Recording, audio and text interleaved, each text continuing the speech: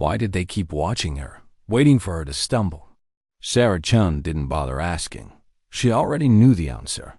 The California air was sharp and wet before dawn, clinging to her fatigues and biting at her skin as if the cold itself wanted her gone. Her boots sank into the saturated ground, the weight on her shoulders dragging at her muscles, but her pace never faltered. The 200-pound dummy's limp frame bumped against her knees with every step as she hauled it through the obstacle course for the third time that morning. Around her, men twice her size collapsed face first into the mud, their breath coming in ragged, broken bursts. She kept moving. Her lungs burned, her legs shook, and still she kept going. She could feel the instructor's eyes on her, circling like sharks. Every insult, every barked order, designed to break someone who didn't belong here. Martine, you're holding back the team. Instructor Kane's voice cut through the wind like a blade. Sarah didn't flinch. She just posted the second fastest time, but she said nothing. Talking was a waste of oxygen, and besides, she'd learned long ago that words could be twisted into weapons they didn't know, and she wasn't about to tell them that she'd survived far worse than their staged hell.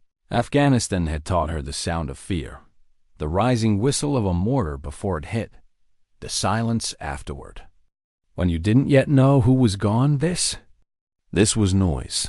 She dropped the dummy at the finish line, sweat streaming down her spine, and without pause turned to her next task, a 2-mile beach run in full gear. Sand shifted underfoot, slowing her, her boots squelching with water from the morning tide. Jackson, a former Army Ranger and one of the few who treated her like she belonged, fell into step beside her. "Chun, you good?"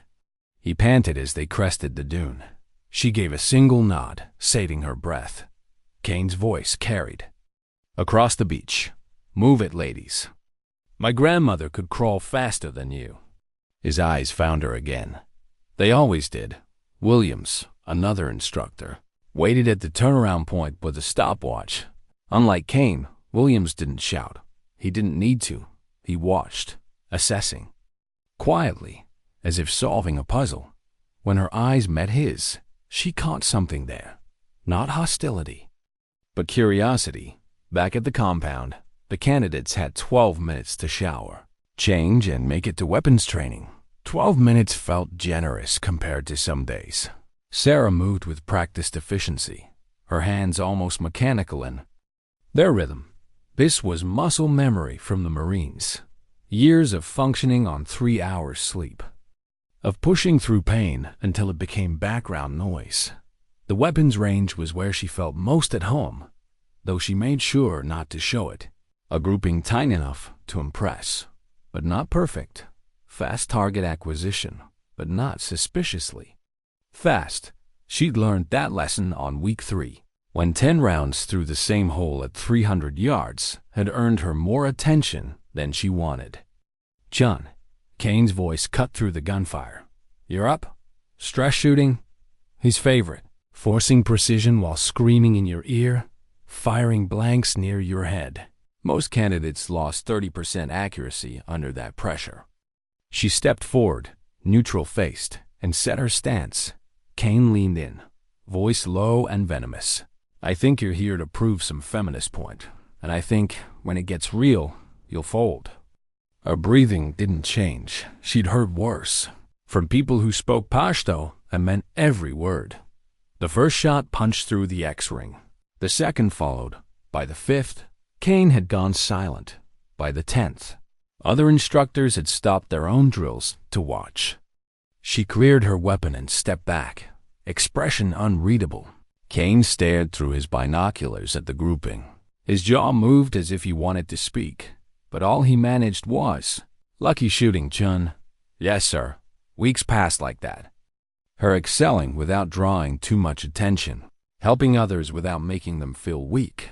She'd absorbed every lesson, every detail. But the air around her was changing.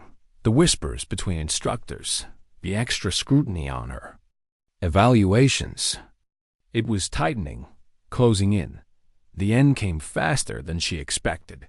Pack your gear, Chun. You're done. The words hit like a round to the chest. It was 1800 hours, a Tuesday. She looked up from cleaning her rifle, the weapon she maintained with obsessive care. The room froze, sir, she said evenly. Administrative separation, effective immediately. Kane replied, holding up a document. Failure to meet program standards. Every syllable rang false. Her hands moved slowly, deliberately. As she stood, inside, her mind raced, but outwardly, she showed them nothing.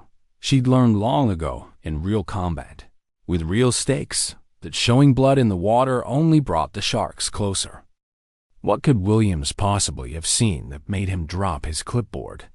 Sarah had been packing in silence for nearly an hour when he appeared at the doorway. Unlike Kane's booming entrance earlier, Williams stepped in quietly, like someone who didn't want to disturb a sleeping animal. Chun, I need to do your final equipment inspection. She nodded, already laying each piece out with the same meticulous order she'd been taught years ago. Boots aligned perfectly, gear stripped and cleaned. Nothing out of place around them. The barracks buzzed with false busyness. Candidates folding shirts they folded twice already, scribbling letters they weren't really writing. Everyone was listening. Williams worked through the checklist. Methodical as ever, he didn't comment, didn't even look up until he reached the last item. Her rifle. It was standard issue, M4 carbine. Nothing about it should have been unusual, but the moment he turned it in his hands and saw the underside of the stock, his fingers froze. Small notches, 23 of them. They were in random scratches, not careless marks from a clumsy drop in the dirt. They were deliberate, each one identical in depth and spacing, weathered by time and handling. The clipboard slipped from his grasp, clattering to the floor. The room went still. Jesus Christ, he whispered. Sarah stood at attention, watching him without flinching. She'd known this moment would come eventually. She never advertised those notches. But she'd never hidden them either. Williams traced them with one finger, counting 23. His voice was different now, lower, careful. Where did you serve? Afghanistan, sir. 3 tours. Something shifted in his face. The controlled neutrality of an instructor cracked, and what emerged was recognition. The kind of recognition only one warrior could give another. What unit? 2nd Battalion, 3rd Marines, Scout Sniper Platoon. The air seemed to thicken. He heard the stories, ghost stories in the special operations community, about a sniper they called the Angel of Mara, about the woman who had held a rooftop under siege for 3 days, covering the evacuation of wounded Marines, about impossible shots taken under impossible conditions. And now, here she was, a candidate they had nearly put on a bus home. Williams' voice cut through the tension. Kane, get in here now. Kane arrived, irritation on his face, swagger in his step, until Williams held up the rifle. Count them. Kane's eyes narrowed, then widened. His mouth opened, closed, opened again. Holy. The rest didn't make it out. In the silence that followed, Sarah kept her gaze straight ahead, her gear at her feet, her fate hanging in the air. Why did the base suddenly feel like it was holding its breath? Williams hadn't left her side since Kane saw the rifle. The other candidates sat rigid in their bunks, whispering only when they thought he couldn't hear. Even Jackson, who had never been shy about speaking to her, stayed silent now, eyes flicking from Sarah's face to the weapon like it was some kind of holy relic. Outside, a courier was already moving fast toward the command building. The first call went to Lieutenant Commander Morrison, the second to the base psychiatrist, Dr. Sarah Kellerman, the third, and the one that changed everything, to the Classified Records Office. By 1930 hours, Morrison's office had transformed into something between a war room and a courtroom. Maps and files covered the desk. Kane and Williams stood at attention in front of it, while Dr. Kellerman spread Sarah, as medical and psychological evaluations, like evidence in a trial. Tell me again, Morrison demanded, pacing like a man who wanted to shout but knew better. What exactly did you see? 23 confirmed kill notches, sir, Kane said, his voice lacking its usual bite. On her personal weapon, Williams' tone was quieter, and I recognized the way they were carved, sir. It's the real thing. Morrison stopped pacing. And we dismissed her for what? Unit cohesion? His eyes locked on Kane. Yes, sir. The standard, Kane added weakly. The standard, Morrison repeated, his voice flat. Bullshit, doctor. Kellerman slid a document across the desk. 3 tours, 2 bronze stars, 1 with Valor device. Purple Heart from Helmand Province. Recommendation for Silver Star. Downgraded due to classification. Morrison read the summary, his expression darkening. Sustained sniper fire for 14 hours to cover an evacuation. Multiple enemy combatants eliminated at over 800 meters. Remained in position under mortar fire after injury. He looked up, and we thought she lacked killer instinct. Nobody answered. The classified file arrived minutes later, hand-delivered and biometric locked. When Morrison opened it, the stories inside made the previous pages seem small. Overwatch for a SEAL extraction in Kuner.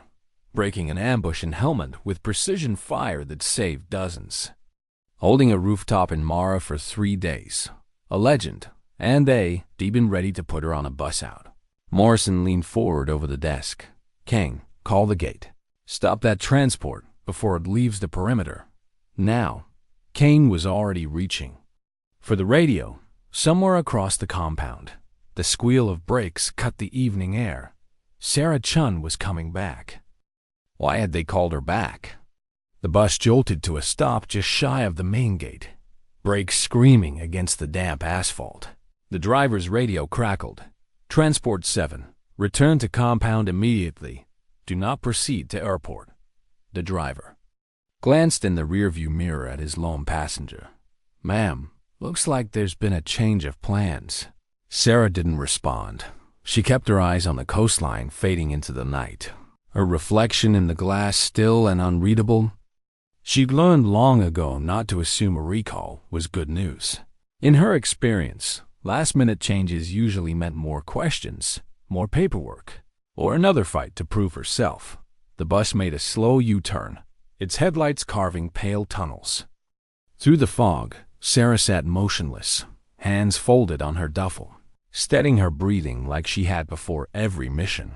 Whatever this was, she'd meet it the way she'd met everything else, with control. 20 minutes later, the base came into view, but something was different. Lights were on in buildings that should have been dark. Figures moved quickly between them. Doors opened and shut with unusual urgency. The bus rolled to a stop directly in front of the administration building. Under the harsh fluorescent glow, Williams was waiting. His stance was tight, like a man trying to look calm while holding something back. Chun, he said, Commander Morrison needs to see you immediately. She followed him inside. The hallways were familiar, but tonight they felt smaller, the air heavier.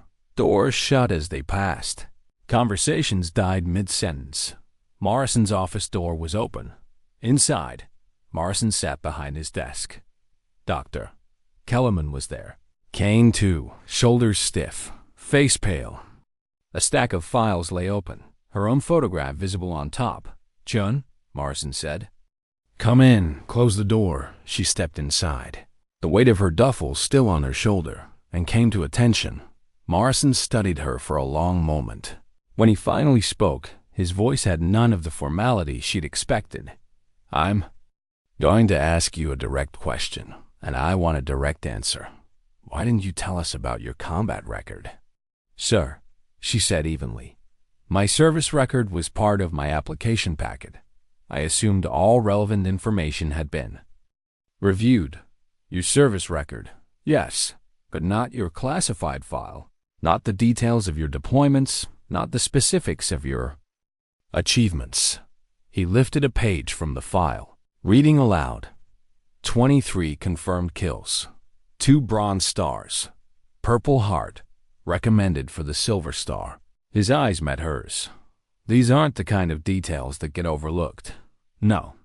Sir, so why stay silent?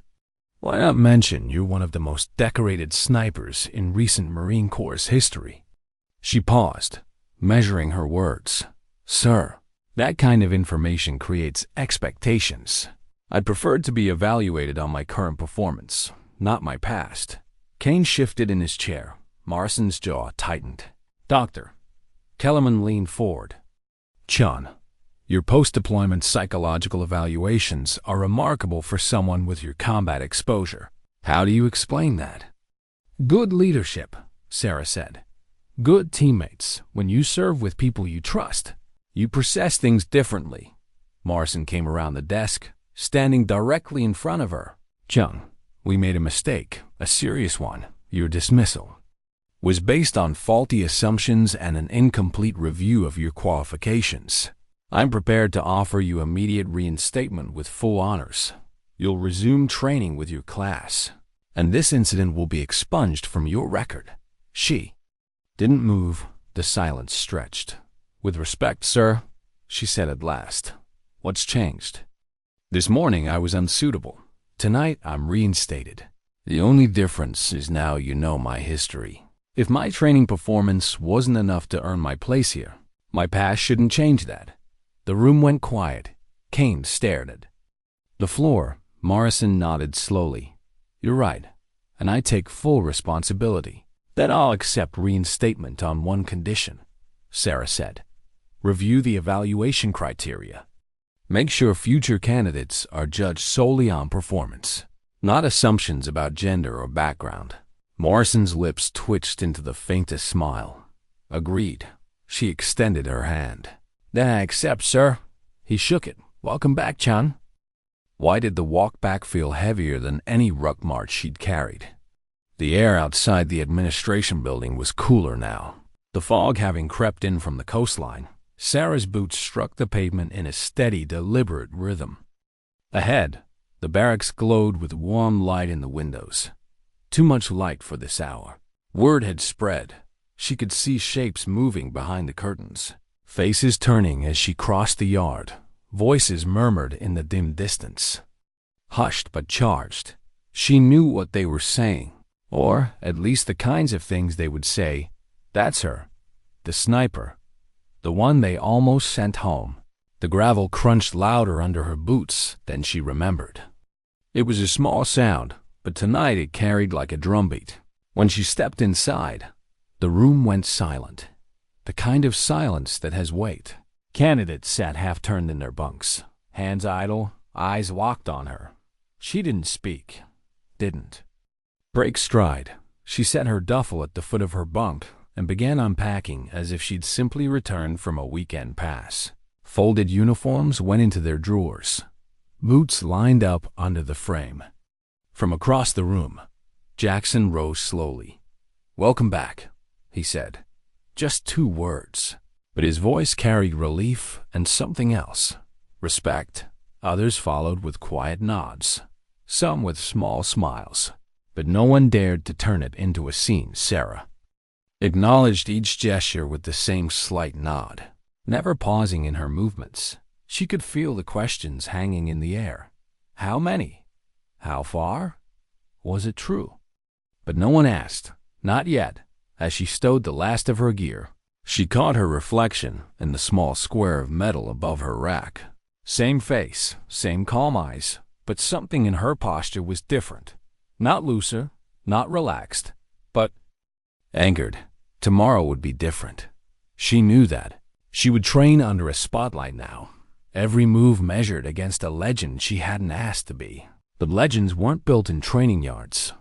They were forged in places where there was no scoreboard, no audience, no pass or fail. Places she'd already been. Sarah pulled the blanket over her rack, corners tight, lines straight. The murmur of the barracks slowly returned. Boots shuffling, low laughter, the clink of a metal canteen. The ordinary rhythm of people who, despite their differences, shared the same brutal path. She sat on the edge of her bunk for a moment, listening, feeling. Then she lay back, hands folded on her stomach, eyes fixed on the ceiling. Somewhere in the compound, a distant door slammed. Somewhere else, a radio crackled. The night pressed in, quiet but alive. The real test wasn't over. It was just beginning. Why did it feel like every set of eyes was tracking her before the sun even came up? Reveille split the silence at 0430. The bugle's notes sharp against the damp pre-dawn air. Sarah was already awake, lying in her rack with her boots on the floor. Waiting for the call, she moved through the morning routine without hurry and without wasted motion.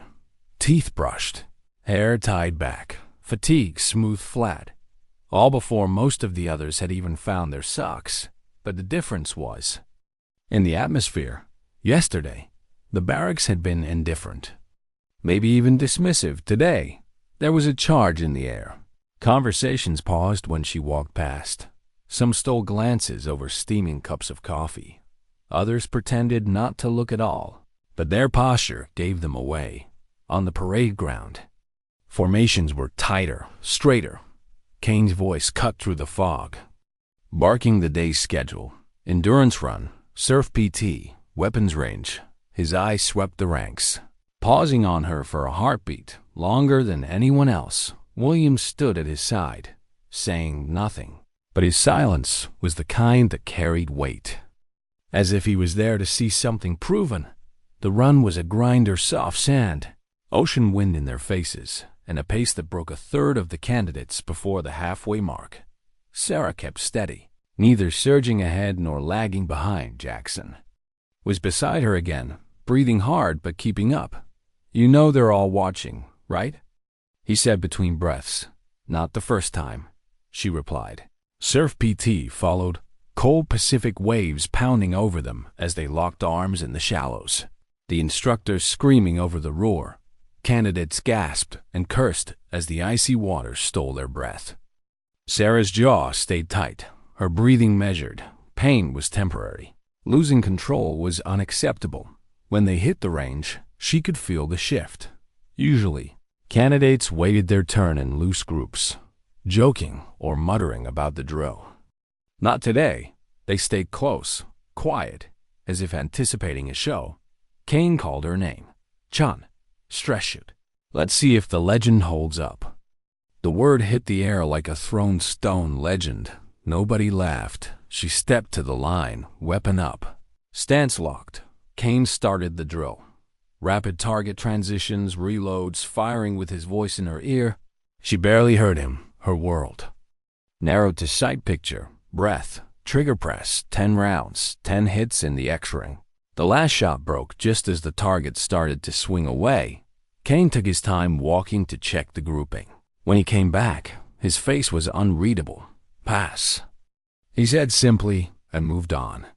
But in the small nods from the other candidates, in Jackson's faint grin, Sarah felt the shift. Respect wasn't given here. It was earned every day. And today, she'd earned it without a word. The legend was real. But she wasn't here to live up to stories. She was here to finish. Why did they hand her the map like it was a loaded weapon? The afternoon sun was high and hot, baking the asphalt of the training yard as the instructors outlined the next evolution, a full scenario navigation and target exercise.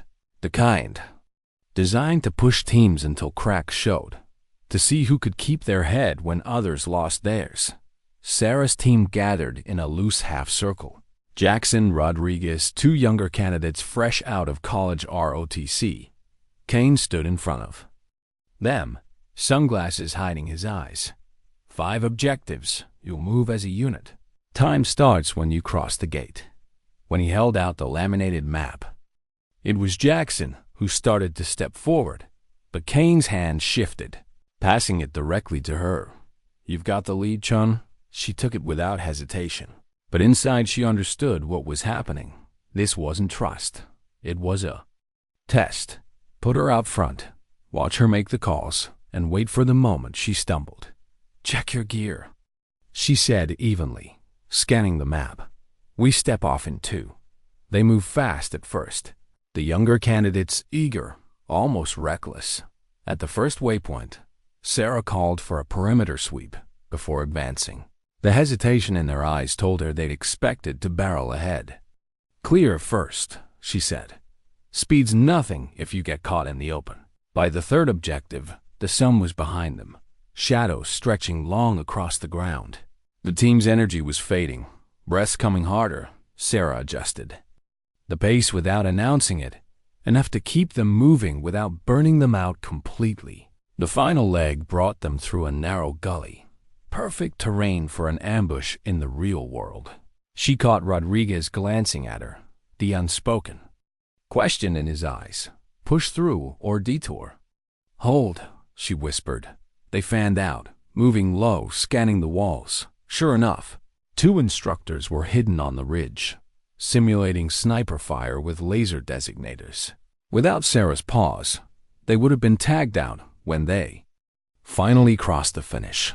Their time was solid, not the fastest. But with every member still alive, rare in this drill, Kane looked at her, expression unreadable. "Well done," he said, then moved to brief the next group. As the team broke to hydrate, Rodriguez came up beside her. "You could have gone faster," he said. "Could have," she replied. "But then we'd be carrying someone out." He nodded slowly. The younger candidates didn't say anything, but their glances carried a different weight now. Less skepticism, more trust. Sarah folded the map and handed it back to the range officer. The test wasn't about speed. It was about getting everyone home. That, she thought, was a lesson worth leaving behind. Why did crossing that line feel quieter than she'd imagined? The final evaluation had been a blur of exhaustion and focus. A 24-hour gauntlet that tested everything from endurance to decision-making under pressure. There had been no speeches at the start, no inspiring words, just a curt "begin." And now, hours later, Sarah stepped over the chalked finish line with her team, the weight of her gear digging into her shoulders, sweat cold on her back. No cheering, no music. Just the faint hum of generators and the occasional shout from another lane as other teams staggered in. Jackson dropped his ruck with a groan. Rodriguez sank onto a crate, pulling off his helmet and rubbing his temples. The 2 younger candidates leaned against the wall, still catching their breath. For a long moment, Sarah just stood there, scanning the compound. This was the same place she'd nearly been sent away from weeks ago. The same ground she'd walked with her duffel on her shoulder, thinking it was over. Williams appeared, clipboard in hand, eyes meeting hers for a fraction longer than the others. A nod, small, almost imperceptible, but it carried more than words. Kane followed, calling out final times, posting rankings. When he got to their team, there was no comment, just the score. But Sarah caught it in the way his jaw shifted, the unspoken acknowledgement as the debrief broke up. Candidates drifted toward the barracks. Sarah stayed behind a moment, letting the noise fade. She walked to the edge of the training yard, the Pacific visible in the distance beyond the wire. The air smelled of salt and sun-warmed metal.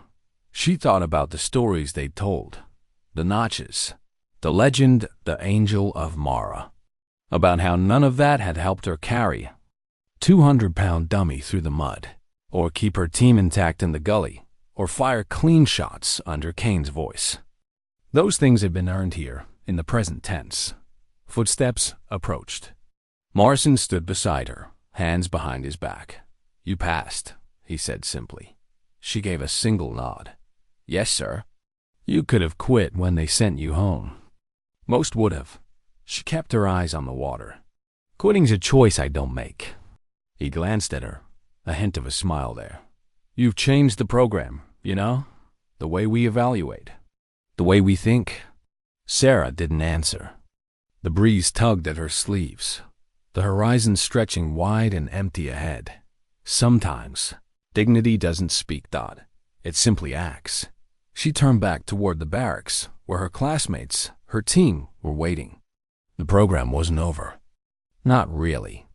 There would always be another test, another day where you had to prove you belonged, and she was ready for every single one.